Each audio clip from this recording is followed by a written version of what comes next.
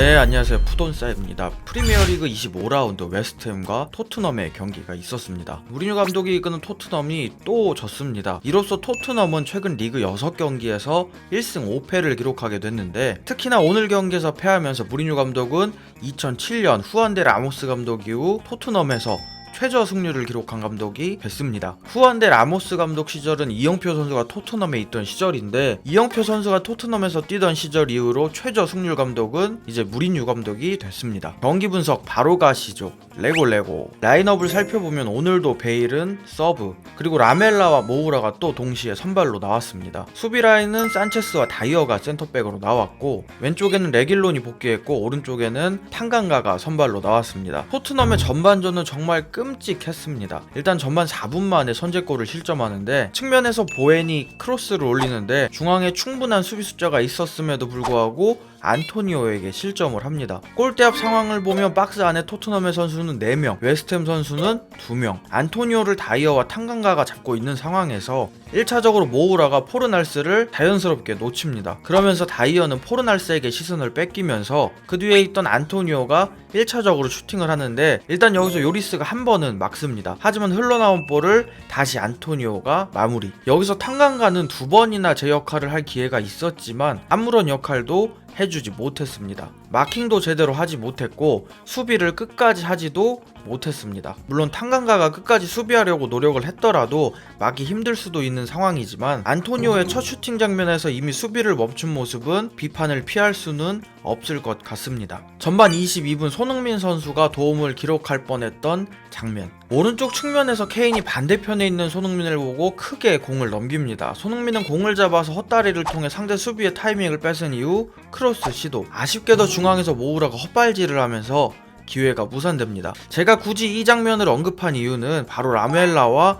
모우라 동시 투입에 관한 이야기를 하기 위해서입니다. 무리뉴 감독의 토트넘은 측면의 주요 공간인 하프 스페이스 공략보다는 중앙 지역의 수비와 미드필더 사이 공간을 많이 공략했습니다. 근데 모우라, 라멜라 두 선수 모두 간결하게 축구를 하는 스타일은 아니죠. 그러다 보니까 손흥민 선수가 케인과 좋은 활약을 펼치던 시절처럼 중앙으로 침투를 해도 실질적으로 공이 가는 경우가 굉장히 드뭅니다. 결국 손흥민 선수는 이 선수들이 편하게 패스할 수 있도록 더 측면으로 위치하게 됩니다. 그리고 패스를 떠나서 이 선수들이 계속 중앙으로 들어가다 보니까 어쩔 때는 중앙 지역에만 5명이 몰리는 경우도 있습니다. 결국 그럼 또 손흥민 선수가 좀 더 측면으로 빠져서 플레이를 하게 되는 거죠. 그러다 보니까 리그 초중반 중앙으로 침투해서 마무리 짓던 그런 상황 자체가 잘 나오지 않습니다. 무리뉴 감독이 이렇게 모우라와 라멜라를 기용한 시점이 웨스트브롬전인데, 이후 펼쳐진 4경기에서 손흥민 선수의 득점 기록은 유로파리그에서 넣은 1골 뿐입니다. 공격 포인트 대부분 도움만 기록을 했죠. 그리고 무리뉴 감독은 손흥민을 관리해줄 필요가 분명히 있습니다. 손흥민 선수의 올해 출전 기록을 정리해보면 2월이 아직 다 지나가기도 전에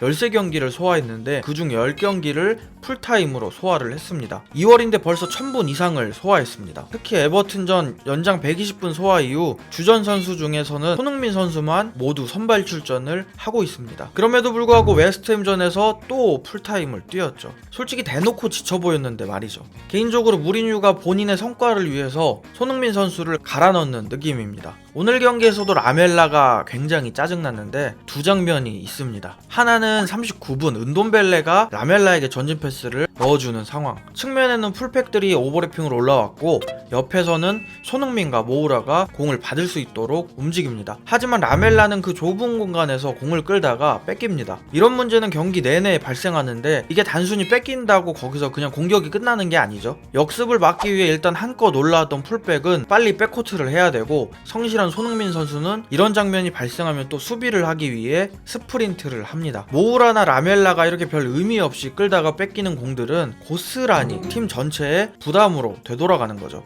하이 리스크 하이 리턴. 그리고 전반 추가 시간 46분에 정말 짜증이 나가지고 경기를 보다가 TV를 껐습니다. 측면에서 라멜라가 또 별 영향가도 없이 상대 선수와 대치를 하는 상황. 이걸 또 이겨보겠다고 드리블을 시도합니다. 솔직히 이게 뭐 1대1 축구도 아니고 저렇게 할 이유가 없는데 말이죠. 그리고 측면으로 가서 여의치 않자 돌아서는데 바로 옆에 손흥민 선수가 있음에도 불구하고 줄 곳이 없다며 백패스를 합니다. 이거 진짜 미친 거 아닌가요?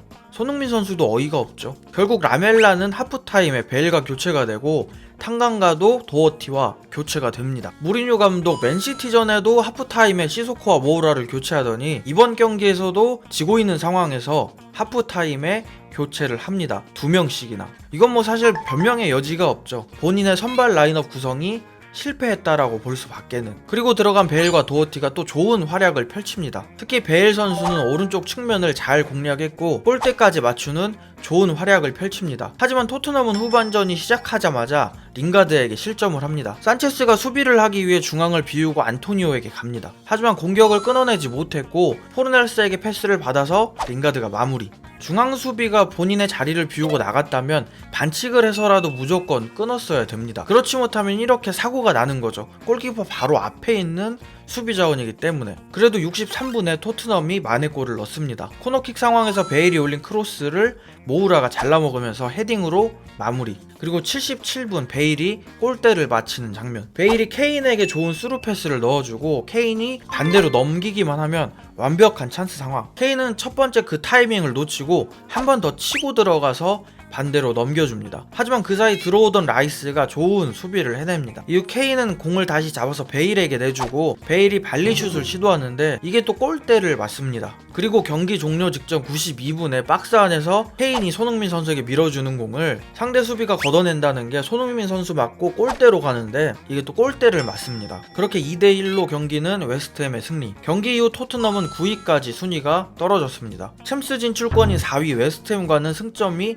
9점 차이로 벌어진 상황. 이와 관련해서 경기 후 무리뉴 감독은 이런 인터뷰를 했습니다. 승점 9점 차이는 어렵다. 그렇지만 우리는 유로파리그에서 생존해 있고 우리에게는 그게 기회다. 최근 좋지 못한 결과에 대해서 본인의 방식이 잘못되었다고 생각하냐고 묻자 아니 전혀 라고 대답을 하였습니다. 또한 나와 나의 스태프들의 방식은 세계 최고의 수준이다 라고 인터뷰를 하였습니다. 베일에 대해서는 베일을 선발로 내보내는 건 리스크가 있었다 라고 하면서 후반전에는 잘했다 라고 했습니다. 지고 있는 상황에서 베일을 투입한 건 정작 본인인데 베일 선발이 리스키하다는 건 사실 잘 이해가 되지 않는 부분입니다.